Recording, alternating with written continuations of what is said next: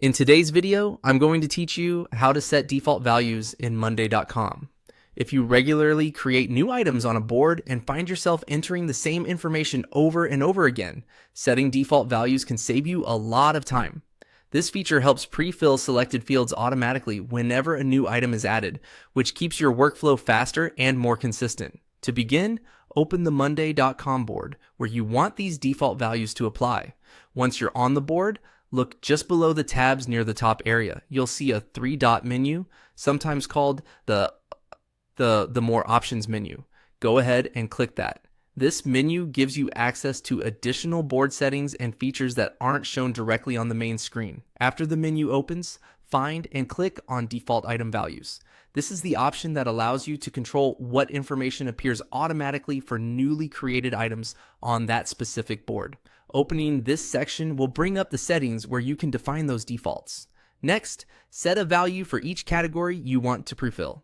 Depending on how your board is organized, these categories might include things like status, priority, owner, dates, labels, or other custom columns. As you go through them, choose the value that makes the most sense as the standard starting point for new items. The goal here is to reduce repetitive manual entry and make sure new records begin with the right structure in place. Take a moment to review each value carefully before moving on. It's helpful to think about what should happen most of the time when a new item is created. If a certain field usually starts with the same value, that's a good candidate for a default. On the other hand, if a field changes often from item to item, you may want to leave it flexible instead of presetting it. Once you've assigned the default values you want, click Save.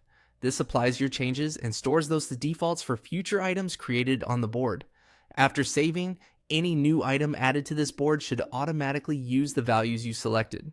That means less setup time, fewer mistakes, and a smoother process for anyone working in the board.